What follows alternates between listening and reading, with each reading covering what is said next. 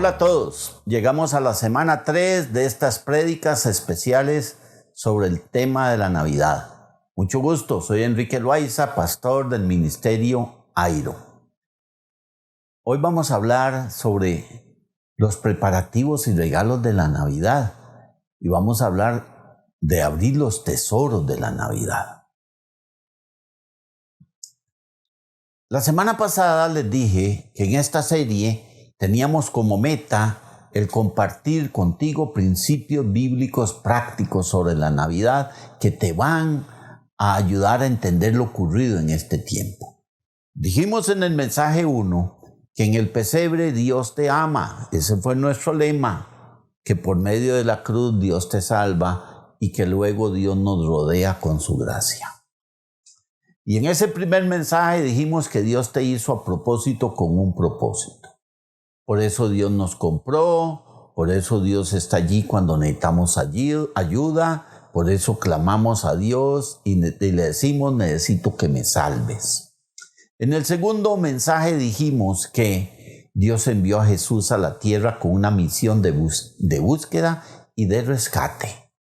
Y Él rescató a la mujer que se escondía en Samaria, rescató a un endemoniado que vivía entre las cuevas, Él vio y rescató al pequeñín de Zaqueo en Jericó. Y también dijimos que Dios en el pesebre te ama y por medio de la cruz Dios te salva. Pero que todavía Dios no te ha llevado a casa. Por lo tanto, Él te poda. Y una vez que nos estabiliza, comienza la decoración. Y luego nos rodea con su gracia. El día de hoy te pregunto, ¿tú quieres darle un regalo a ese Dios que ha hecho tanto por ti? ¿Cuál sería un regalo para un rey? ¿Te has preguntado eso?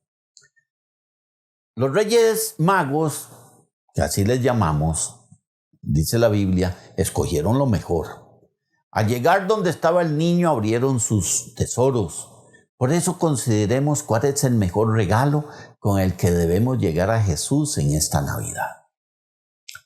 Entre todos los personajes que rodearon la primera Navidad, sin duda que los sabios que vinieron del Oriente son los más simbólicos, debido a su procedencia, lo largo del viaje y la misteriosa estrella que guió su caminar.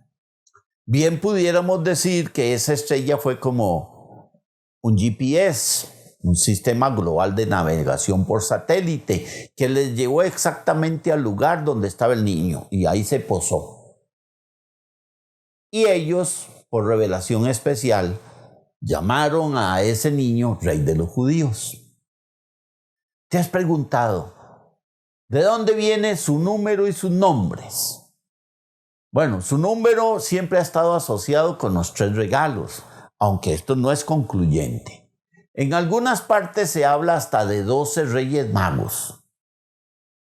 En primer lugar, por eso hoy vamos a abrir los tesoros de la Navidad, como dice Mateo 2, del 1 al 12.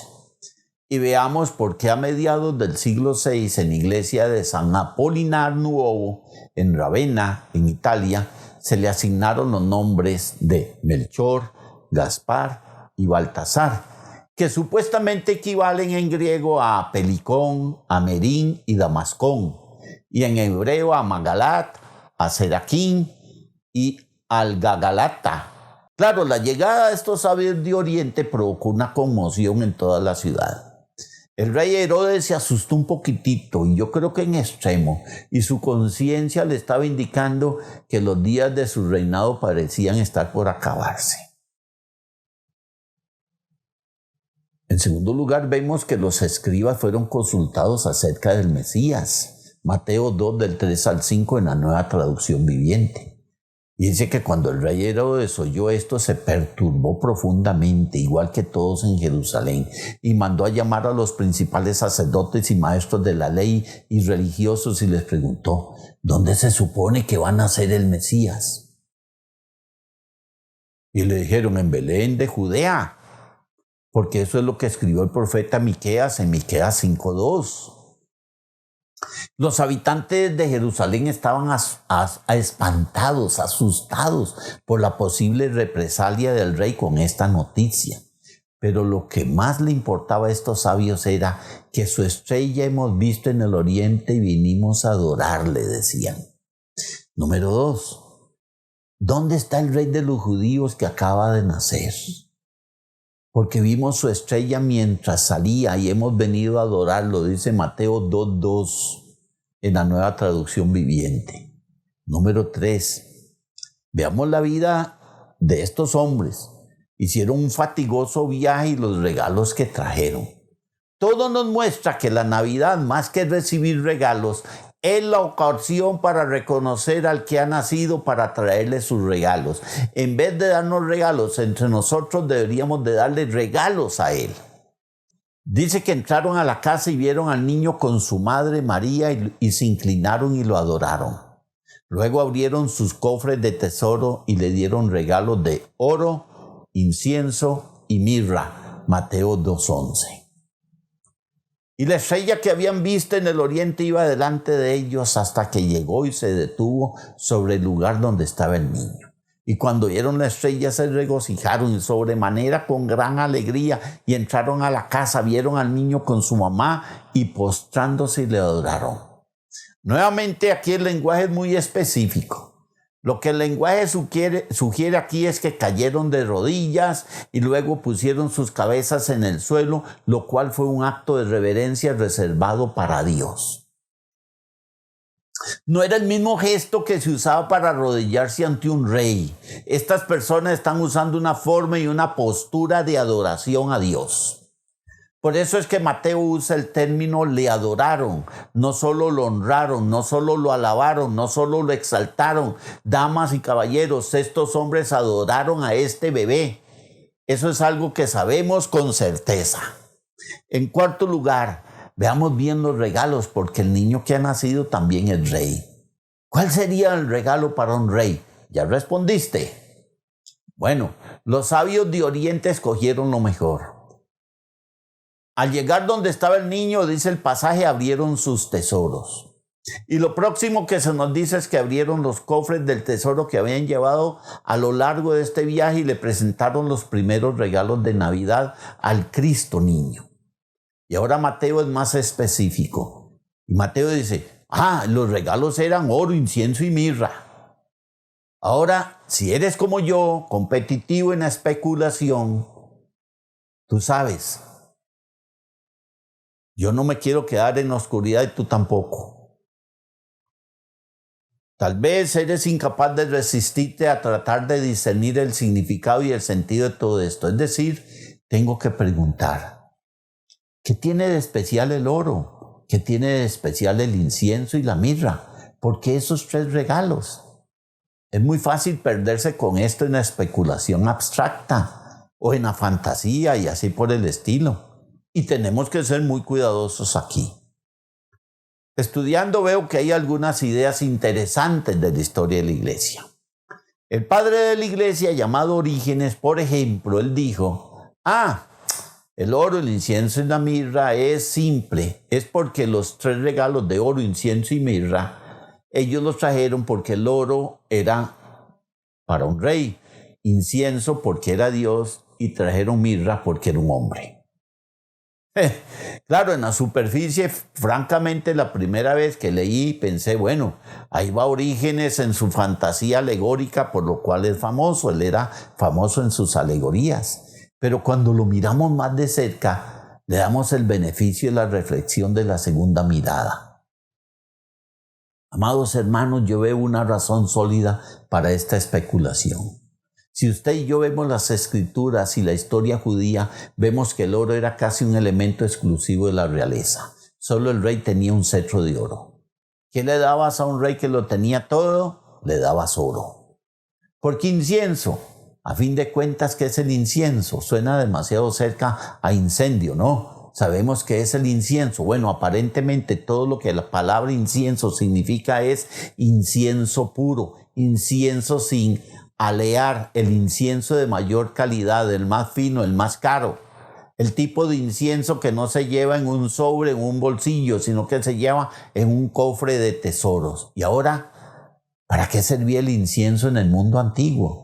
No exclusivamente, pero casi exclusivamente se usaba para la adoración. Se solía presentar como una ofrenda quemada a Dios. Y la mirra, una de las grandes posesiones de la nobleza, no de Dios, no de reyes, sino de hombres comunes.